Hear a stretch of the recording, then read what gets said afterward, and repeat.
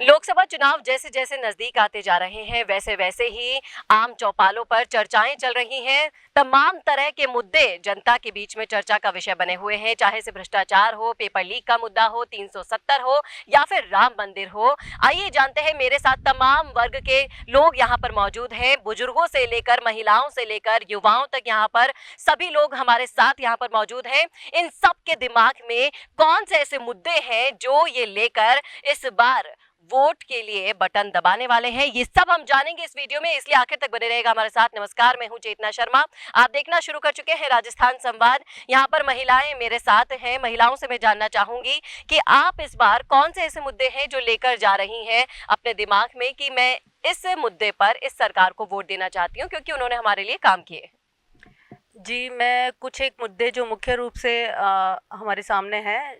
सबसे पहले तो हमारा राम मंदिर, जो मोदी जी ने 500 साल की तपस्या, जो हमारे रामलला को घर में उनके छत दिलाने की थी, वो तपस्या आज हमारी पूर्ण हुई। सबसे बड़ा मुद्दा ये। उसके बाद में पेपर लीक का मुद्दा, जो हमारा 2047 का जो विकसित भारत का सपना है, और आज के जो युवा है वो हमारे इस विकसित भारत के सपने की नींव है। और इस नींव के ये जो नींव है, इसके साथ युवाओं के साथ जो खिलवाड़ हो रहा है, पिछले जो हमने देखा कि कम से कम 19 पेपर लीक हुए हैं, इसकी पराकाष्ठा हो गई है और युवा बहुत आक्रोशित है हमारे। उनके भविष्य के साथ खिलवाड़ किया गया है। ये भविष्य के साथ खिलवाड़ हमारी 2047 का जो भविष्य विकसित भारत का सपना है, उसके साथ भी खिलवाड़ है।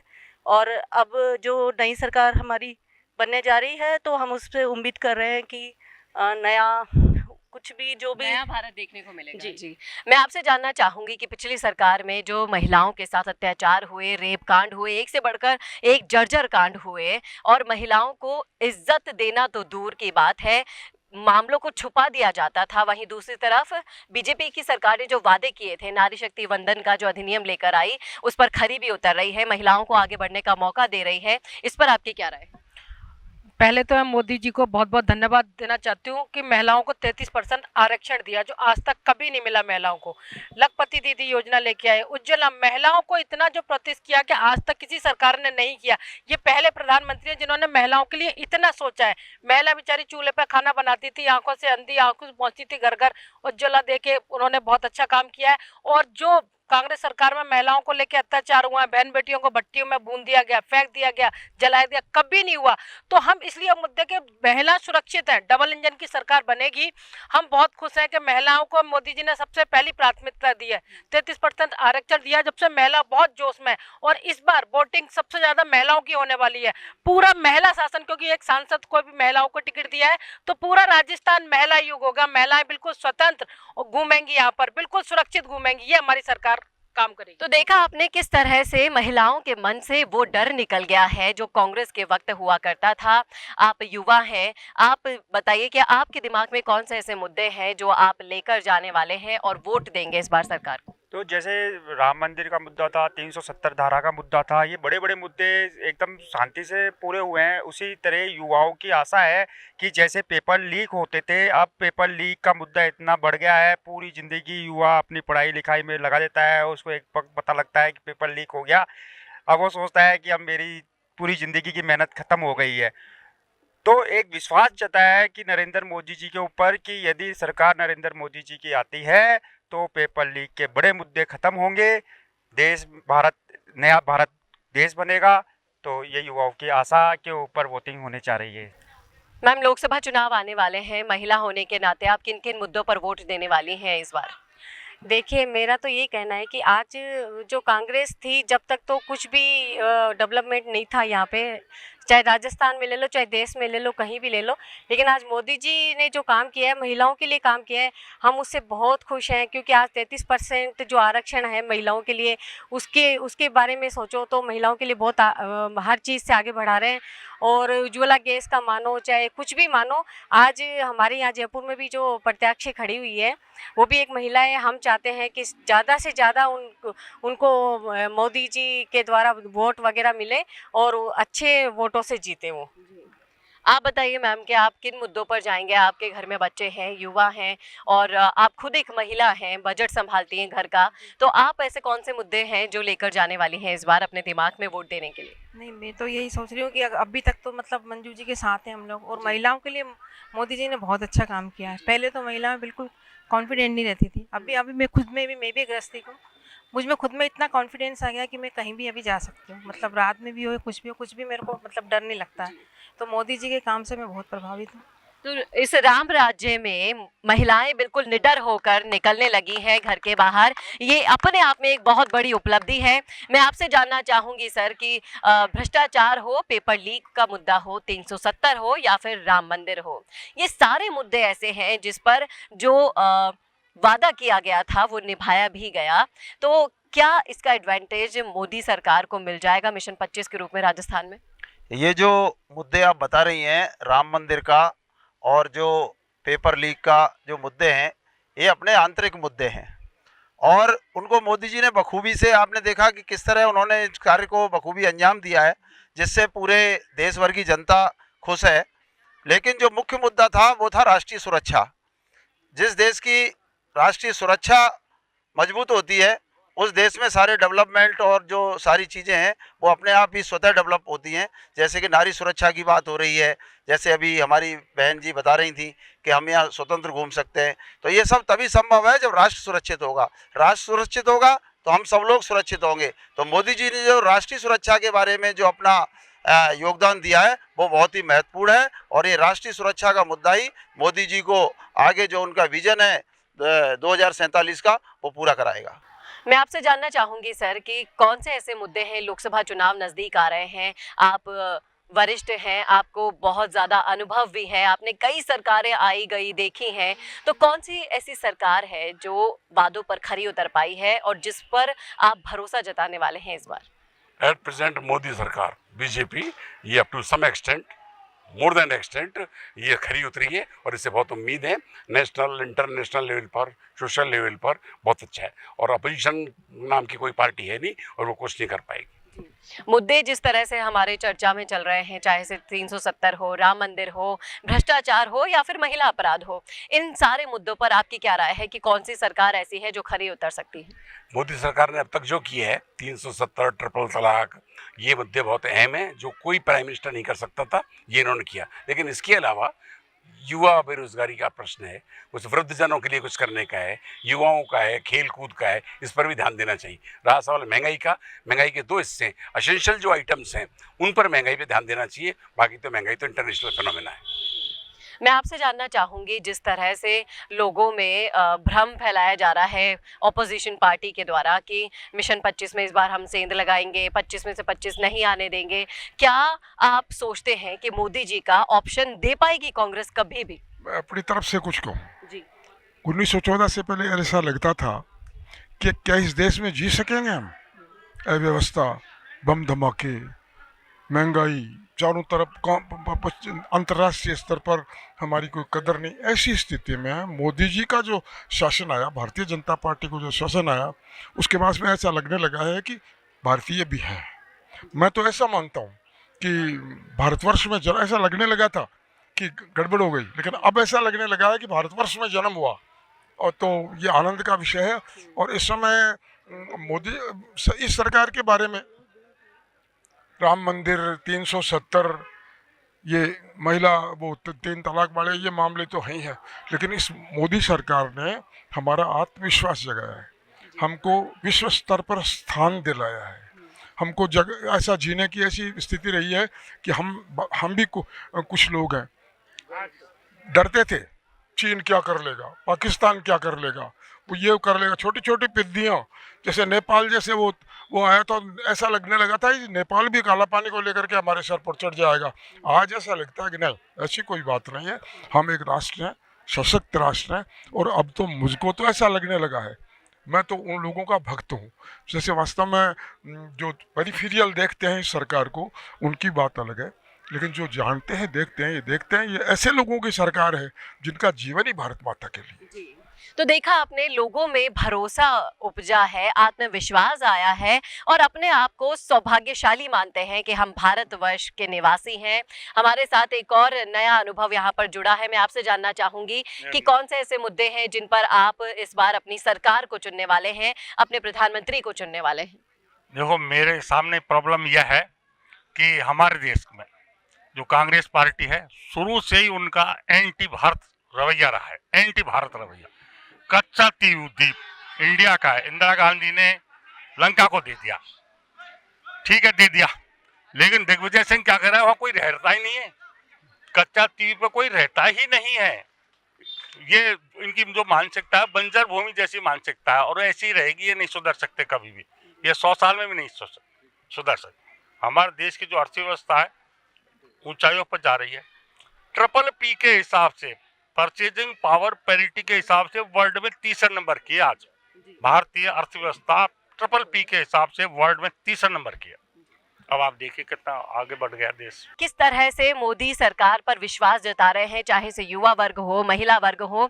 यहाँ पर मेरे साथ बुजुर्ग भी मौजूद हैं, उनसे भी मैं जानना चाहूंगी कि उनके दिमाग में कौन से ऐसे मुद्दे चल रहे हैं, किन मुद्दों पर वो बातचीत करना चाह रहे हैं, आप बताइए। हमारा ये है, मैं बोल रहा हूँ हरिकिशन सोनी, महेश नगर, जयपुर, राजस्थान से बोल रहा हूँ। जो मोदी जी ने राम मंदिर का मुद्दा उठाया है, जो मैं कहता हूँ विश्व में एक सराहनीय काम किया है। हमारे सनातन धर्म की जीत हुई है इससे। कितने वर्ष तक 500 वर्ष से लड़ रहे थे और कोई कर नहीं रहे थे, और मोदी जी के आने के बाद में ये काम किया। कहते थे लोग खून की नदियां बह जाएंगी, कोई करके तो देखो, और कहीं खून की नदियां बही, शांतिपूर्वक काम हो गया।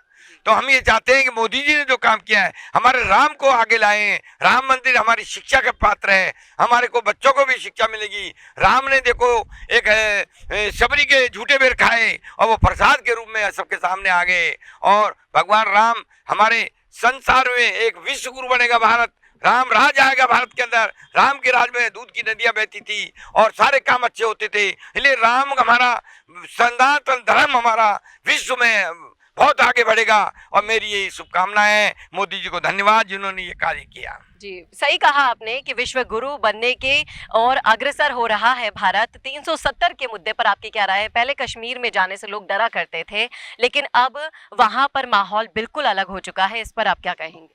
मैं डॉक्टर रामशंकर भारद्वाज जयपुर से हूँ। शिक्षाविद भी हूँ, चिकित्सक भी हूँ और अभिनेता भी हूँ।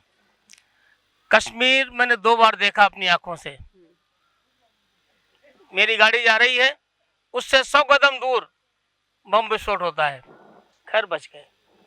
दूसरी बार भी देखा है, बम विस्फोट हो रहे हैं, पत्थरबाजी हो रही है, लेकिन जब से 370 को मोदी जी ने खत्म किया है, वहाँ पर अमन और चैन है।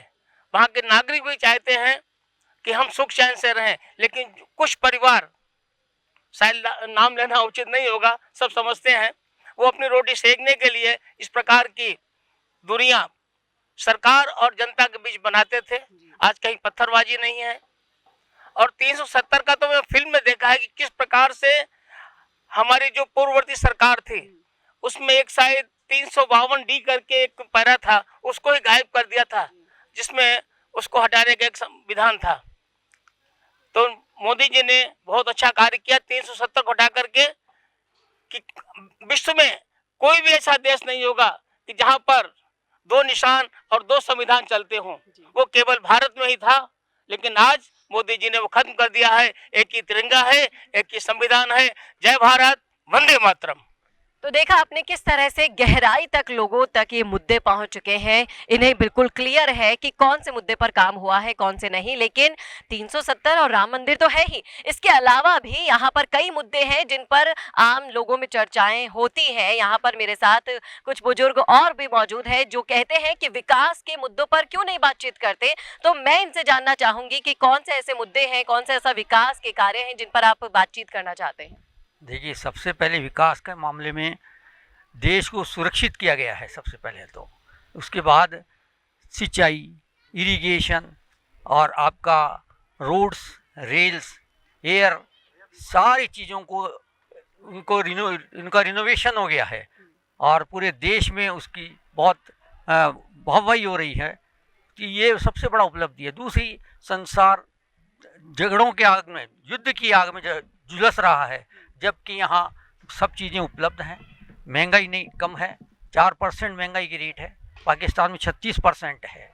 तो इन सब चीज़ों को देखते हुए जो प्रशासन है वो बहुत सतर्क है और बहुत मस्तरी के साथ कार्य कर रहा है, ये हम कहेंगे आपको।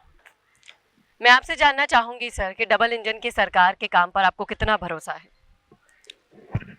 आज से 50 साल पहले चाइना में माओ होते थे, तब हमारी चाइना की इकोनॉमी एक लेवल पर थी।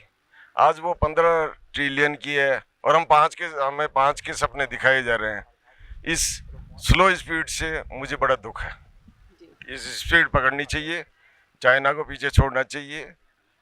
आप कहेंगे भाई ये यहाँ डेमोक्रेसी है, वहाँ नहीं है, फिर भी जो स्पीड है प्रोग्रेस की वो बहुत स्लो है। जी, लेकिन आपको भरोसा तो होगा कि ये सरकार आपको ये लेकर जाएगी? नहीं कसूंगा मैं किसी भी पार्टी के पक्ष। तो यहाँ पर लोगों का कहना है कि स्पीड पकड़नी चाहिए, लोकतंत्र के होते हुए जिस स्पीड से सरकार चल रही है दोगुनी स्पीड पकड़नी चाहिए। मैं आपसे जानना चाहूंगी कि इनके अलावा कौन से ऐसे मुद्दे हैं जो आप वोट देने जाएंगे तब अपने दिमाग में लेके जाएंगे? मैडम, देश का बहुत विकास हो रहा है, जगह जगह रोडें बन रही हैं और फौजियों को सारी सुविधाएं मिल रही हैं। पहले बम कांड इतने हुआ करते थे, जगह जगह बम फूटते थे, अब आतंकवाद बिल्कुल थमसा गया है। पाकिस्तान को मुंह की खिला दी गई है और हर तरीके से मोदी मोदी हो रहा है, हर तरीके से मोदी और आएंगे भी मोदी जी। आपकी क्या राय? विकास के लिए देखा जाए तो सही मायने में तो विकास अभी ही हो रहा है। जैसे रोडों की बात करते हैं, रोडें पहले ही बनती थी, लेकिन अब 6 लेन की 4 लेन की लोग जानने लगे हैं कि 6 लेन और 4 लेन की रोडें भी होती है। समुद्र में पुल बन रहे हैं ऊपर, और समुद्र में सुरंगें बन रही है 65 किलोमीटर की। आप इससे अंदाजा लगा सकते हैं पहले के जितने प्रधानमंत्री हैं उनके कार्यकाल में उनके योगदान है एक एम्स, और अब करीब शायद भारत में करीब 26 एम्स हैं और उनमें से करीब 20-25 एम्स मोदी जी के खाते में है। तो आप इससे अंदाजा लगा सकते हैं कि विकास का तो देखा आपने कि यहाँ पर लोगों को भरोसा है कि जो सरकार राज्य में है, जो केंद्र में बनेगी, यानी कि डबल इंजन की सरकार, विकास जिस गति से करती आई है और भी तेज होगा। सभी मुद्दों पर यहाँ पर बातचीत हुई, महिलाओं से लेकर युवाओं से लेकर बुजुर्गों तक हमने सभी मुद्दों पर यहाँ पर चर्चा की। तो ये समझ में आता है कि लोगों को भरोसा है कि बीजेपी की सरकार मोदी जी के अंडर में रहकर भारत को विश्व गुरु बना सकती है और ये उनको सपोर्ट देने के लिए, अपना पूरा योगदान देने के लिए ज़रूर वोट करेंगे। तो ये तो थी इनकी राय। आपकी क्या राय है? आपके दिमाग में कौन से ऐसे मुद्दे चल रहे हैं जिन पर आप सरकार को वोट देने जाएंगे? और जो भी आपको समझ में आता है कि हाँ ये काम हुआ है, ये नहीं हुआ है, सब कुछ डालिएगा कमेंट बॉक्स में। मैं हूँ चेतना शर्मा, कैमरामैन करण के साथ राजस्थान संवाद। नमस्कार। कोरोना सोल्टेक क्वालिटी, डेडिकेशन और कस्टमर सेटिस्फेक्शन को प्रायोरिटी पर रखते हुए हर इंडस्ट्री की इलेक्ट्रिसिटी में कॉस्ट सेविंग कराने और उन्हें रिन्यूएबल एनर्जी की ताकत देने के लिए लगातार काम कर रहा है। क्योंकि कोरोना सोल्टेक में हमारा मानना है कि देश के रिसोर्सेज को सस्टेनेबल बनाने के लिए जरूरी है कि हम सबका उसमें बड़ा कंट्रीब्यूशन हो। इसीलिए सोलर प्रोजेक्ट्स की टाइमली डिलीवरी करते हुए एक पार्टनर की तरह आपकी इंडस्ट्री को हम अपडेट करते हैं और हमेशा आपकी सर्विस के लिए तत्पर रहते हुए सोलर एनर्जी का पूरा पोटेंशियल आपको मिले, इसी दिशा में काम करते हैं।